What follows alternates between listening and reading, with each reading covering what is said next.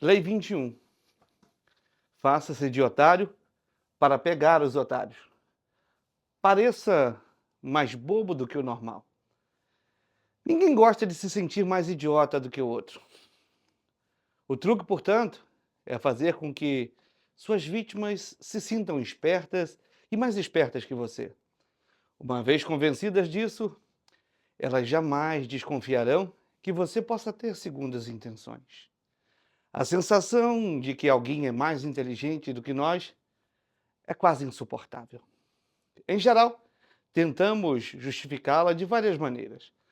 O conhecimento dele é só teoria, enquanto o meu se baseia na realidade. Os pais dela pagaram para ela estudar. Se meus pais tivessem tido tanto dinheiro assim, se eu tivesse sido tão privilegiado assim, ele não é tão inteligente quanto pensa. E ela pode conhecer melhor do que eu a sua áreazinha restrita. Mas fora disso, ela não é nem um pouco esperta. Até Einstein era um idiota. Quando se tratava de física, visto de que a ideia de inteligência é tão importante para a vaidade da maioria das pessoas, é importante não insultar ou impugnar jamais, inadvertidamente, o poder do cérebro de uma pessoa. Esse é um pecado imperdoável, mas se você conseguir tirar vantagem dessa regra, ela abrirá para você todas as portas para a fraude subliminarmente. Assegure as pessoas de que elas são mais inteligentes do que você, ou mesmo que você é um tanto bobo e vai conseguir fazer delas o que quiser. A sensação de superioridade intelectual que você lhes dá afrouxará as suas desconfianças. Em 1865, o conselheiro prussiano Otto von Bismarck queria que a Áustria assinasse um determinado tratado. Esse tratado era totalmente a favor da Prússia contra os interesses da Áustria, e Bismarck teria de lançar mão de estratégias para convencer os austríacos. Mas no negociador austríaco, onde Blume era um ávido jogador de cartas. Seu jogo preferido era o 15, e ele costumava dizer que podia julgar o caráter de um homem pelo seu estilo de jogar. O prussiano mais tarde escreveria: "Foi a última vez que joguei 15. Fui tão imprudente que todos ficaram atônitos. Perdi vários thalers, a moda da época, mas não consegui enganar Blume, porque ele achou que eu era mais irresponsável do que sou, na verdade, e recuou." Além de parecer afoito, Bismarck também se fez de ignorante e tolo, dizendo coisas absurdas, se pavoneando como um excesso de energia nervosa. Tudo isso fez Bloom achar de que ele tinha mais informações valiosas. Ele sabia que Bismarck era agressivo. O prussiano já tinha essa fama e o modo como jogava isso o confirmava. Homens agressivos, Bloom sabia, podem ser tolos e imprudentes. Por conseguinte, na hora de assinar o tratado, Bloom achou que estava levando vantagem. Um tolo afoito como Bismarck, ele pensou, é incapaz de calcular e enganar a sangue frio. Por isso, só olhou o tratado de relance antes de assinar. Não leu as letrinhas miúdas. Assim que a tinta secou, um alegre Bismarck exclamou na sua cara: "Ora, eu pensei que não fosse encontrar um diplomata austríaco disposto a assinar esse documento." Os chineses têm um ditado: vestir a máscara do porco para matar o tigre. É uma referência a uma antiga técnica de caça em que o caçador se cobre com a pele de focinho de porco e sai grunhindo. O poderoso tigre pensa que um porco vem chegando. Deixa-o se aproximar, saboreando a perspectiva de uma refeição fácil, mas é o caçador que ri por último. Mascarar-se de porco funciona muito bem com quem, como os tigres, é muito arrogante e seguro de si. Quanto mais eles acham que é fácil apanhar você, mais facilmente você vira a mesa. Você vira a mesa. Este truque também é útil se você for ambicioso, mas ocupa uma posição inferior na hierarquia. Aparentar ser menos inteligente do que é, até meio tolo, é o disfarce perfeito. Pareça um pouco inofensivo e ninguém acreditará que você tem ambições perigosas. Podem até promovê-lo, pois você parece tão agradável e subserviente. Cláudio, antes de se tornar imperador de Roma e príncipe da França, que mais tarde tornou-se Luís XIII, Usava essa técnica quando seus superiores desconfiavam que tinha pretensões ao trono. Bancando os tolos, quando jovens, eles foram deixados em paz. Quando chegou a hora de atacar e agir com vigor e decisão, eles apanharam todos desprevenidos. A inteligência é uma qualidade óbvia a ser minimizada. Mas por que parar por aí? Gosto e sofisticação estão no mesmo nível de inteligência da escala das vaidades. Faça as pessoas se sentirem mais sofisticadas do que você e elas baixarão a guarda. Deixe sempre as pessoas acreditarem que são mais espertas e mais sofisticadas do que você. Elas os manterão por perto, porque você a faz se sentir melhor. E quanto mais você ficar por perto, mais chances terá de enganá-las. Saiba usar a burrice. O homem sábio usa essa carta às vezes. Há momentos em que a maior sabedoria parecer não saber nada. Você não precisa ser ignorante, basta ser capaz de fingir que não é muito bom em ser sábio entre tolos e lúcido no meio dos lunáticos. Quem se faz de tolo não é tolo. A melhor maneira de ser bem recebido por todos é fingindo ser um grande idiota. Ora, não há nada de que um homem se orgulhe mais do que da sua capacidade intelectual, pois é ela que o coloca no comando do mundo animal. É muita imprudência deixar que alguém o veja como decididamente superior nesse ponto. E deixar que outras pessoas vejam isso também. Por conseguinte, embora a classe social e o dinheiro possam sempre contar como um tratamento privilegiado na sociedade, como isso a capacidade intelectual não pode contar. O maior favor que podem prestar à inteligência é ignorá-la. E se as pessoas percebem, é porque a considera uma impertinência, ou algo de que o seu possuidor não tem. Nenhum direito legítimo e do qual ele apenas ousa se mergulhar em relação à vingança por sua conduta. As pessoas secretamente tentam humilhá-lo de alguma ou outra forma. E se demoram para fazer isso é porque esperam pela ocasião mais adequada. O homem pode ser o mais humilde possível nesse sentido e ainda assim dificilmente conseguirá que as pessoas perdoem esse pecado de se colocar intelectualmente acima delas. Em Garden of Rose, Sadi observa: você deveria saber que os tolos são 100 vezes mais avessos a encontrar com o sábio do que o sábio tem disposição para estar em companhia de tolos. Por outro lado, ser um idiota é uma recomendação verdadeira, pois assim como o calor é agradável ao corpo, também é agradavelmente sentir a sua superioridade e ao homem que procura companhia. Ele vai lhe dar essa sensação tão instintivamente quanto ele se aproxima da lareira ou caminha no sol, quando quer se aquecer. Mas isso significa que ele não agradará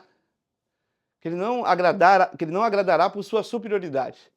E se um homem quer agradar, deve ser intelectualmente inferior. Arthur Schopenhauer. O inverso. Raramente vale a pena revelar a verdadeira natureza da sua inteligência. Você deve criar o hábito de minimizá-la sempre.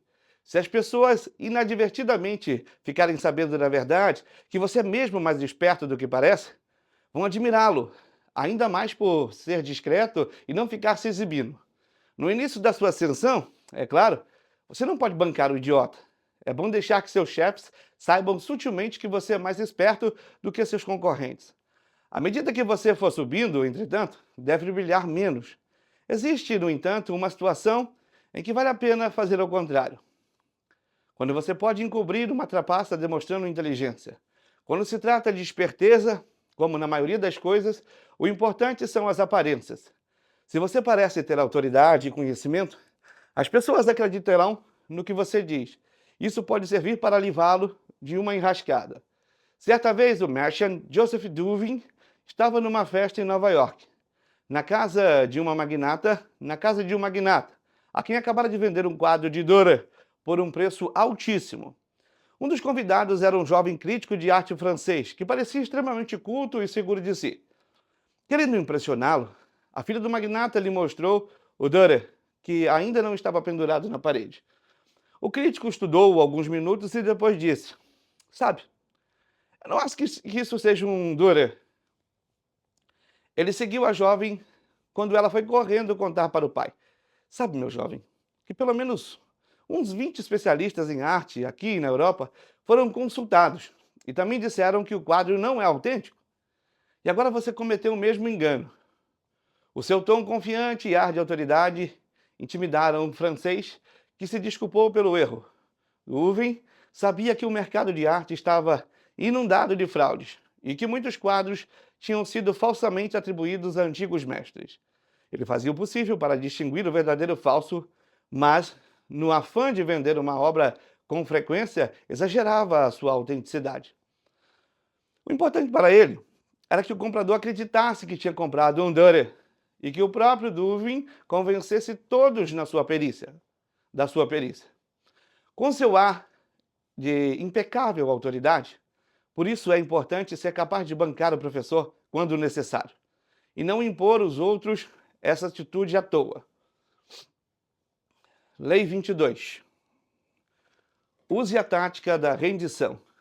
Transforme a fraqueza em poder. Se você é o mais fraco, não lute por uma questão de honra, é preferível se render. Rendendo-se, você tem tempo para se preocupar, tempo para atormentar, irritar o seu conquistador. Tempo para esperar que ele perca o seu poder. Não lhe dê satisfação de lutar e derrotar você. Renda-se antes, oferecendo outra face. Você o envairece e desequilibra. Faça a rendição por instrumento de poder. Se você é a parte mais fraca, não lucrará nada metendo-se numa briga inútil. Ninguém aparece para ajudar os fracos. Isso só faz prejuízos. Isso só traz prejuízos. Os fracos estão sozinhos e devem se entregar. Lutar não lhe dará nada além do martírio e muita gente que não acredita na sua causa morrerá. Fraqueza não é pecado e pode até se tornar uma força se você aprender a jogar corretamente. A sorte muda e os poderosos quase sempre são derrubados. A rendição disfarça um grande poder. Despertando a complacência do inimigo, você tem tempo para se recuperar. Tempo para ir minando o terreno, tempo para se vingar. Não sacrifique esse tempo em troca do mérito em particular de uma batalha do qual não sairá vencedor. O que nos causa problemas na esfera do poder é quase sempre a nossa própria reação exagerada aos movimentos de nossos inimigos e rivais. E esse exagero cria dificuldades que teríamos evitado se fôssemos mais sensatos. Tem também um efeito ricochete interminável, pois o inimigo vai reagir com o mesmo exagero, como os atenienses fizeram com os melianos. O nosso instinto é sempre de reagir, enfrentar agressão com outra agressão. Mas da próxima vez que alguém lhe der um empurrão e você perceber que está começando a reagir, experimente isso. Não resista nem brigue. Ceda, dê a outra face. Curve-se. Verá que isso quase sempre neutraliza o comportamento deles. Eles esperavam até que queriam que você reagisse com energia e foram, portanto, apanhados desprevenidos e a sua não resistência os deixou confusos. Na verdade, ao ceder, você passa a controlar a situação, porque isso faz parte de um plano maior para que eles acreditem que o derrotaram. Essa é a essência tática da rendição. No íntimo você permanece firme, mas por fora você se inclina sem mais motivos. Para se zangar, seus adversários ficam confusos. É improvável que reajam com mais violência, o que exigiria de você uma reação. E ao invés disso, você tem tempo e espaço para armar um contramovimento para derrubá-los. No confronto entre o inteligente e o burro agressivo, a tática da rendição é a melhor arma, mas é preciso ter autocontrole. Quem se rende, de fato, perde a liberdade e poder e pode ser esmagado pela humilhação da derrota. Mas você deve se lembrar que só parece que está se rendendo, como um animal que se finge de morto para salvar a pele.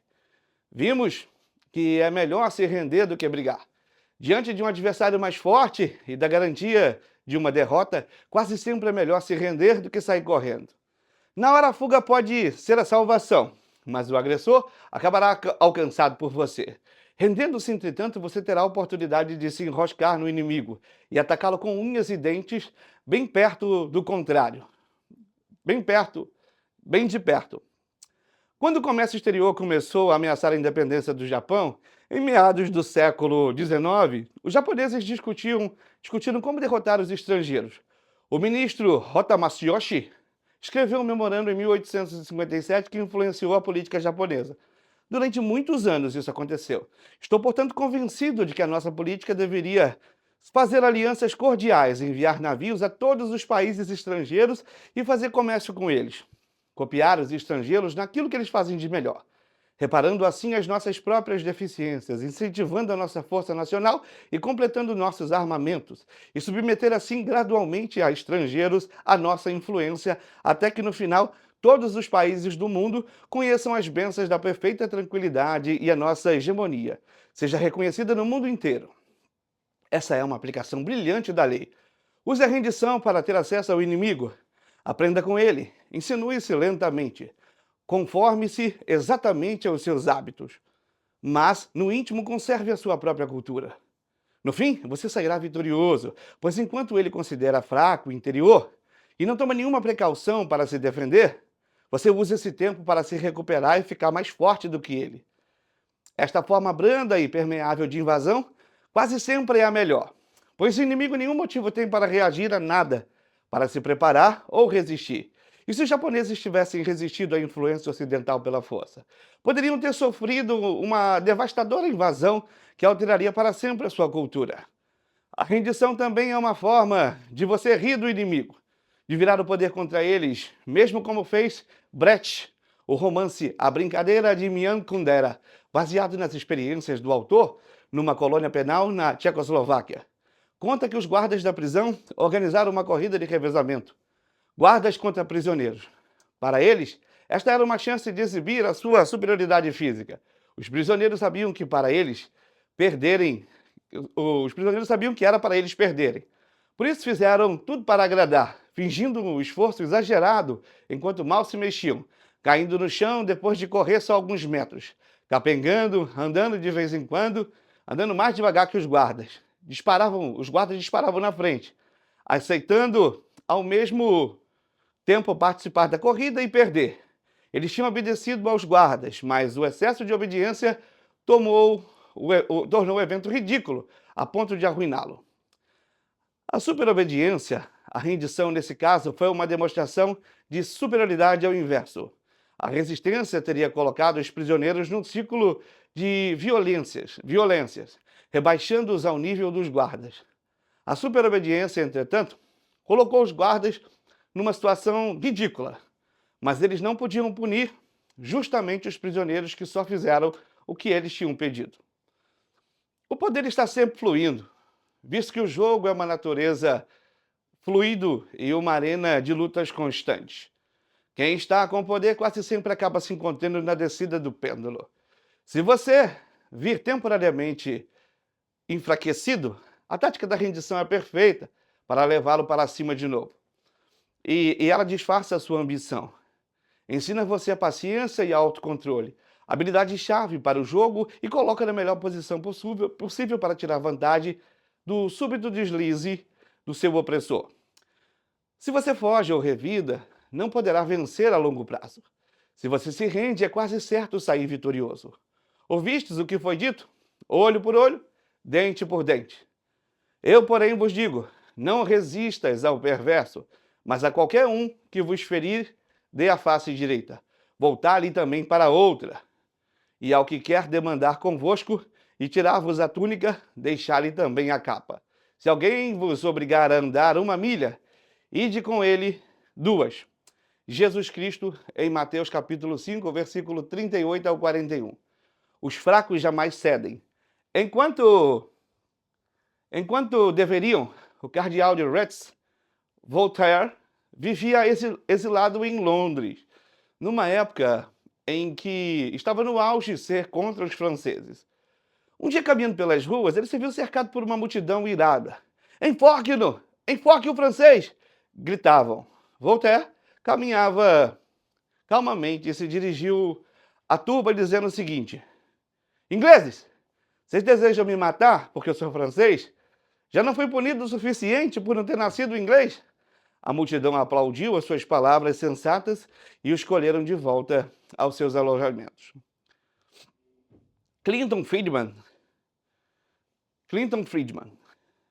Lembre-se, quem está tentando exibir a sua autoridade ilude-se facilmente com a tática da rendição. Se você se mostra submisso a eles, e se sente importante, contente-se, porque estão respeitando, tornando-se alvos mais fáceis para um contra-ataque ou para uma zombaria dissimulada, como fez Brett ao avaliar seu poder ao longo tempo. Não sacrifique a sua capacidade de manobra ao longo prazo pelas glórias efêmeras do martírio. Quando o grande senhor passa, o camponês sábio se inclina profundamente e peida em silêncio. Provérbio etíope. O inverso. O objetivo da rendição é salvar a sua pele para quando você puder se firmar novamente. É para evitar o martírio de alguém que se rende, mas há momentos que o inimigo não descansa, e o martírio parece ser a única escapatória. Além do mais, se você estiver disposto a morrer, os outros poderão tirar do seu exemplo poder e inspiração. Mas o martírio, o inverso da rendição, é uma tática confusa, pouco precisa e tão violenta quanto a agressão que ele combate. Para cada mártir famoso, existe uma milhares que não inspiraram religiões em rebeliões. De forma que, se o martírio às vezes confere um certo poder, isso é imprevisível. E o que é mais importante, você não estará por aqui para usufruir desse poder. E existe decididamente algo de egoísmo e arrogância nos mártires, como se achassem que seus seguidores são menos importantes do que a sua própria glória. Quando o poder o abandona, é melhor ignorar essa inversão da lei. Deixe para lá o martírio. O pêndulo acaba oscilando para o seu lado novamente e você precisa estar vivo para ver isso. Lei 23. Concentre as suas forças. Preserve suas forças e sua energia, concentrando-as no seu ponto mais forte. Ganha-se mais descobrindo uma mina rica e cavando fundo do que pulando de uma mina rasa para outra.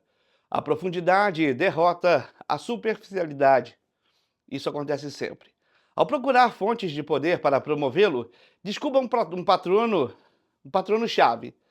A vaca cheia de leite que o alimentará durante muito tempo. O mundo está passando por uma epidemia de divisões cada vez maiores. Dentro de países, grupos políticos, religiosos, famílias, até indivíduos. Estamos todos num estado de total distração e ilusão. E também difusão. Mal conseguimos colocar nossas cabeças numa direção e já estamos sendo puxados por centenas de outras. O nível de conflito no mundo moderno está mais alto do que nunca.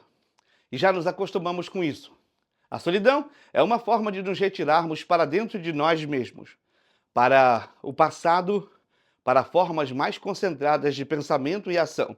Como escreveu Schopenhauer, o intelecto é uma medida de profundidade, não uma medida de superficialidade. Napoleão conhecia o valor de se concentrar suas forças num ponto fraco do inimigo. Era o segredo do seu sucesso nos campos de batalha. Mas a sua força de vontade e a sua mente também estavam moldados segundo esta noção. O propósito único, a total concentração da meta e o uso dos destaques da qualidade contra pessoas menos concentradas, pessoas distraídas. A flecha acertará sempre o alvo e conquistará o inimigo. Casanova atribuía o seu sucesso na vida à sua capacidade de se concentrar no único objetivo e forçar até ele ceder. Foi a sua capacidade de se entregar totalmente às mulheres que desejava que tornava tão sedutor. Durante as semanas ou meses em que uma dessas mulheres vivia sua órbita, ele não pensava em mais ninguém. Quando esteve preso nas traiçoeiras passagens do Palácio de Doges em Veneza, prisão onde ninguém jamais escapara, ele só pensava na fuga como único objetivo, dia após dia. Uma mudança de cela que significou meses e meses de escavações inúteis. Não o desencorajou. Ele persistiu e acabou fugindo. Sempre acreditei, escreveu ele mais tarde, que se o homem coloca a sua cabeça que vai fazer uma coisa, ele se ocupa exclusivamente disso, acaba conseguindo por mais difícil que seja. Esse homem se tornará grão-vizir ou papa. Concentre-se numa única meta, numa única tarefa e insista até conseguir. No mundo do poder, você está sempre precisando da ajuda dos outros em geral. Em geral também daqueles que têm mais poder do que você. O tolo pula de um para o outro, acreditando que sobreviverá se espalhando. Mas um dos colorários da lei de concentração é o que se economiza muita energia e se obtém mais poder, fixando-se numa única fonte adequada de poder. O cientista Nikola Tesla se arruinou acreditando que se conservaria sua autodependência se não tivesse de servir o único senhor. Ele até rejeitou a oferta de JP Morgan, que lhe ofereceu um rico contrato. No final, a independência de Tesla significava que ele não podia depender de um único patrono, mas estava sempre tentando adular uma dúzia deles. No final da vida, ele percebeu seu erro. Todos os grandes pintores e escritores renascentistas se debateram contra esse problema, não mais do que o escritor renascentista Pietro Aretino. Ao longo de toda a sua vida, Aretino passou pela indignidade de ter que agradar a este ou aquele príncipe. Ele acabou dando um basta e foi cortejar Carlos V, prometendo ao imperador os serviços da sua poderosa pena. Finalmente, ele descobriu a liberdade de servir a uma única fonte de poder. Michelangelo descobriu essa liberdade com o Papa Júlio II, Galileu com os Médici. No final, o patrono único parecia a sua lealdade e passa a depender dos seus serviços. Com o tempo, o senhor serve ao escravo. Finalmente, o poder está sempre concentrado. Em qualquer organização é inevitável que um grupo pequeno controle tudo. É quase sempre não são aqueles com títulos no jogo do poder. Apenas o tolo golpeia aqui e ali sem fixar a meta. É preciso descobrir quem controla as operações, quem realmente dirige cena por trás dos bastidores. Como Richelieu descobriu no início da sua ascensão ao topo do cenário político francês, no início do século XVII. Não era o rei Luís XIII que decidia as coisas, mas a mãe dele. Portanto, ele ligou para ela e passou por cima de todos os níveis de cortesãos, direto ao topo. Basta encontrar petróleo uma vez. Sua riqueza e poder estão garantidos para o resto da vida. A melhor estratégia é ser sempre muito forte. Primeiro em geral, depois no momento decisivo. Não há lei de estratégia melhor e mais simples do que manter as próprias forças concentradas. Em resumo, o primeiro princípio é haja com a máxima concentração. Da guerra, Karl von Clausewitz, preze a profundidade mais do que a superficialidade. A perfeição está na qualidade e não na quantidade. O superficial não sai da mediocridade. E a desgraça dos homens com interesses amplos e generalizados é que, entanto, desejam comandar tudo que acabam não comandando nada. A profundidade da fama equivale ao heroísmo em questões sublimes. O inverso. A concentração pode ser perigosa e há momentos em que a dispersão é a tática adequada. Lutando contra os nacionalistas pelo controle da China, Mao Tse-tung e os comunistas fizeram uma guerra de retração em várias frentes, usando como suas principais armas a sabotagem e as emboscadas. O dispersão costuma ser adequada para o lado mais fraco.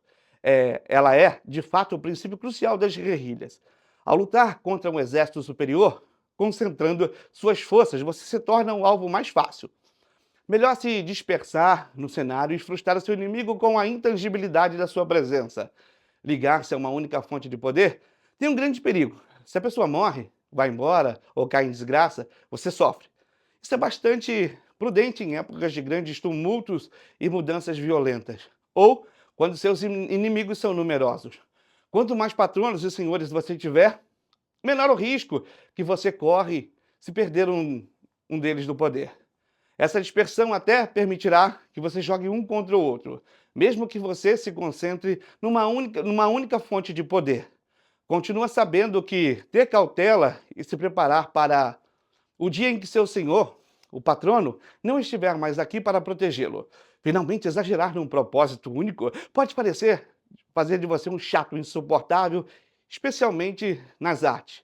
O pintor renascentista Paolo Uccello era tão obcecado com a perspectiva de suas pinturas que chegaram a parecer monótonas e falsas. Enquanto Leonardo da Vinci se interessava por tudo, arquitetura, pintura, guerra, escritura, mecânica, a descentralização foi a fonte do seu poder. Mas gênios assim são raros. Quando o restante de nós, é melhor pender para o lado da profundidade. Lei 24. Represente o cortesão perfeito. O cortesão perfeito prospera num mundo onde tudo gira em torno do poder e da habilidade política. Ele domina a arte da dissimulação e adula, cede aos superiores e assegura seu poder sobre os outros da forma mais gentil. Dissimulada, aprenda, dissimulada. Aprenda e aplique as leis da corte e não haverá limites para você. Lei 25. Recrie-se. Não aceite os papéis que a sociedade lhe impinge. Recrie, forjando-se uma nova identidade, uma que chame atenção e não alcance a plateia. Seja senhor da sua própria imagem. Ao invés de deixar que os outros a definam para você, incorpore artifícios dramáticos aos gestos e ações públicas, que seu poder fortalecerá seu personagem e parecerá maior do que a realidade. Compreenda isso. O mundo quer lhe atribuir um papel na vida, e o momento em que você aceitar esse papel estará perdido. O seu poder se limita apenas àquela minúscula proporção consignada ao papel que você escolheu ou foi forçado a assumir. Um ator, pelo contrário, representa vários papéis. Goze desse poder multiforme, mas se isso não for possível, forge pelo menos uma nova identidade, criada por você mesmo, sem limites definidos por um mundo invejoso e ressentido. A sua nova realidade e identidade o protegerá do mundo exatamente porque não é você. Uma é a roupa que você veste e depois tira. Não precisa levar as coisas para o lado pessoal. A sua nova identidade o distinguirá, lhe dará uma presença dramática a quem estiver na última fila. Poderá ver e ouvir você. Os da primeira fila ficarão maravilhados com a sua ousadia. A personalidade que lhe parece inata não é necessariamente você. Além das características herdadas, seus pais, amigos e colegas ajudaram a moldá-lo. A tarefa prometeica do poderoso é de assumir o controle do processo, não deixar mais que os outros tenham essa capacidade de limitá-la e moldá-la. Recrie-se com um personagem de poder. Esculpir você mesmo em um bloco de argila deve-se a mais uma das tarefas importantes e agradáveis da sua vida. Faz de você basicamente um artista. Um artista, criando a si próprio de fato. A ideia da autocriação vem do mundo artístico. Durante milhares de anos, só os reis e mais altos cortesãos eram livres para moldar sua imagem pública e determinar a sua própria identidade. Da mesma forma, só os reis e senhores mais ricos podiam contemplar a sua própria imagem na arte e conscientemente alterá-la. O resto da humanidade representava um papel restrito, exigido pela sociedade e tinha pouca consciência de si mesmo. O primeiro passo no processo da autocriação é a autoconsciência, estar consciente de si mesmo, como o autor assumir controle da sua aparência e das suas emoções. Como disse Diderot, o mau autor é aquele que é sempre sincero. As pessoas que estão sempre expondo o que todos sentem são aborrecidas e constrangedoras. Apesar da sua sinceridade, é difícil levá-las a sério. Quem chora em público pode temporariamente despertar simpatia, mas a obsessividade dessas pessoas transforma logo a simpatia em desdém e irritação. Elas choram para chamar a atenção, é o que achamos, e um lado malicioso em nós não lhes quer dar essa satisfação. Os bons atores se controlam mais, eles podem fingir sinceridade e fraqueza, podem dissimular uma lágrima e um ar compassivo se quiserem, mas não precisa sentir isso. Eles exteriorizam emoções de uma forma que os outros não possam compreender. Representam, segundo o método, é fatal no mundo real. Nenhum governante ou líder seria capaz de representar esse papel se todas as emoções mostradas tivessem de ser reais. Portanto, aprenda a se controlar. Adote a plasticidade do ator, que consegue expressar no rosto as emoções necessárias. O segundo passo no processo da autocriação é uma variedade de estratégia, de George Sand. A criação de uma personagem memorável que chame a atenção, que se erga acima dos outros atores no palco. Este era o jogo de Abraham Lincoln. O homem simples do campo era um tipo de presidente que a América nunca tinha tido, mas que ficara encantado em eleger. Embora muitas dessas qualidades lhe fossem naturais, ele as representava. O chapéu, as roupas, a barba. Nenhum presidente antes dele usou barba. Lincoln também foi o primeiro a usar fotografias para divulgar sua imagem, ajudando a criar o ícone do presidente simples. O bom drama, entretanto, requer mais do que uma aparência interessante ou um único momento em evidência. O drama acontece ao longo tempo. É um evento que se desdobra. O ritmo são tempos críticos. Um dos elementos mais importantes no ritmo e o drama é o suspense. Houdini, por exemplo, às vezes era capaz de escapar em questão de segundos, mas prolongava o ato para deixar a plateia aflita. A chave para manter a plateia sentada na beira da poltrona é deixar que os acontecimentos se desenrolem lentamente, depois de acelerá-los no momento certo, de acordo com o plano em andamento que é você quem controla. Os grandes governantes de Napoleão, a Mao Tse-tung, usaram o ritmo dramático para surpreender e distrair seu público. Franklin Delano Roosevelt compreendeu a importância de encenar eventos políticos numa ordem e num ritmo particular. Durante as eleições presidenciais de 1932, os Estados Unidos estavam passando por uma crise econômica muito sutil. Os bancos faliam uma velocidade alarmante. Logo depois de ganhar as eleições, Roosevelt entrou numa espécie de recesso. Não falou nada sobre seus planos ou indicações para o ministério. Até se recusou a se encontrar, então, com o presidente Herbert Hoover para discutir a transição. Quando Roosevelt tomou posse, o país encontrava-se no estado de grande ansiedade do seu discurso. Roosevelt mudou de marcha. Falou com energia, esclarecendo que pretendia conduzir o país por uma direção totalmente nova, abandonando a timidez dos seus antecessores. A partir daí, seus discursos e suas decisões públicas, indicações para ministérios, leis audaciosas, adquiriram um ritmo incrivelmente veloz. O período que se seguiu, a posse, ficou conhecido como os 100 dias, e o sucesso na mudança de estado de espírito do país originou-se na esperteza e do uso do contraste dramático de Roosevelt. Ele mantinha sua plateia em suspense e impressionava com uma série de gestos corajosos que pareciam ainda mais importantes porque não se sabia de onde vinham. Você só precisa aprender a orquestrar assim os acontecimentos, sem mostrar a todas as suas cartas de uma só vez, mas revelando-as aos poucos para dar mais dramaticidade. Além de disfarçar inúmeros pecados, o bom drama pode também confundir e enganar o seu inimigo. Você deve também avaliar as importâncias das entradas e saídas de cena. Quando Cleópatra foi conhecer César, no Egito, chegou enrolada num tapete que mandou desenrolar aos seus pés. George Washington, 2 vezes, deixou o poder com floreios e fanfarras. Primeiro como general, depois como presidente, que se recusou a concorrer a um 3º mandato, mostrando que sabia dar importância ao momento, dramática e simbolicamente. Você deve ter o mesmo cuidado ao planejar suas próprias entradas e saídas de cena.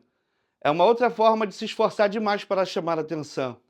O ator Richard Burton descobriu, logo no início de sua carreira, que ficando totalmente parado em cena fazia as pessoas olharem para ele e não para os outros atores. O importante não é o tanto que você faz, nitidamente, mas como você faz. A sua imobilidade graciosa e imponente no palco social, conta mais do que o exagero da representação e nos movimentos. Múltiplas faces. Bismarck era excelente nesse jogo. Com os liberais, ele era liberal.